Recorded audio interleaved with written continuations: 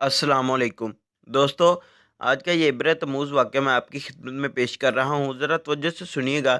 इस वाक़ये में बताया गया है कि एक गैरतमंद मल्लिका की एक काफ़िर बादशाह जिसका नाम हलाकू ख़ान है, उससे मुलाकात का वाक़या है।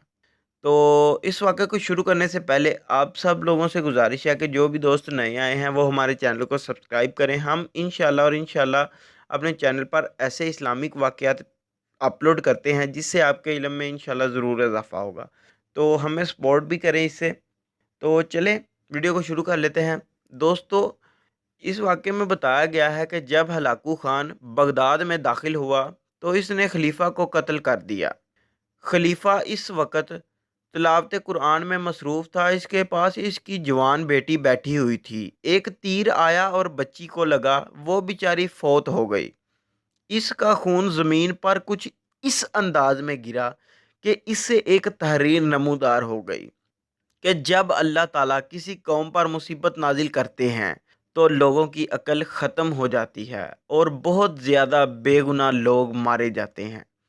हलाकू खान के सामने जब मल्लिका को पेश किया गया तो इससे पहले मल्लिका ने फ़ौज की निगरानी में अपनी लौंडी के कान में एक बात सुनाई। इस वक़्त मल्लिका मुतमईन थी। जब अंदर आई तो हलाकू खान से कहा कि सामने खलीफा की तलवार है।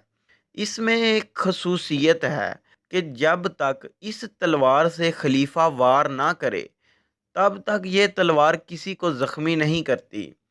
यानी कि इस बात का मतलब ये है कि जब खलीफा इस तलवार से किसी को मारेगा, तभी कोई इंसान मरेगा। अगर कोई और इंसान इस तलवार को चलाएगा, तो ये तलवार काम नहीं करती। तो हलाकू खान ये बात सुनकर बहुत ज़्यादा ताज्जुब हुआ कि ऐसा कैसे हो सकता है? तलवार तो तलवार है, उसको क्या पता कि कौन चला रहा है या कौन नहीं चला रहा। तो इस बात के बाद मल्लिका ने कहा कि अगर आपको मेरी बात पर यकीन नहीं आ रहा, तो मैं आपको इसका एक नमूना दिखा सकती हूँ। मैं आपके सामने इसका एक नमूना पेश कर देती हूँ। तो हलाकू खान ने अपनी ख्वाहिश ज़ाहिर की। उसने कहा ठीक है।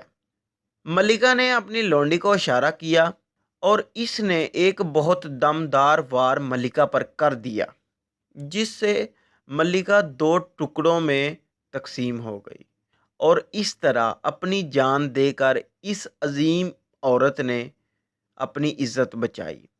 हलाकू खान जैसे बादशाह को अपनी इस नाकामी पर बहुत ज़्यादा गुस्सा आया, लेकिन अब वो कर भी क्या सकता था। जान दे दी, मगर काफिर बादशाह के हाथ अपने जिस्म को ना लगने दिए। असल में दोस्तों, बादशाह मल्लिका से शादी करना चाहता था, इसलिए उसने इतना कत्लो गारत किया। तो ये था वाक़या दोस्तों। आज का ये वाक़या उम्मीद करता हूँ कि आपको अच्छा लगा होगा और इसके सुनने से आपके इल्म में ज़रूर इज़ाफ़ा हुआ होगा। तो मिलते हैं एक अगली वीडियो में, तब तक के लिए दुआओं में याद रखें और अपना ख़्याल रखें। अल्लाह हाफ़िज़।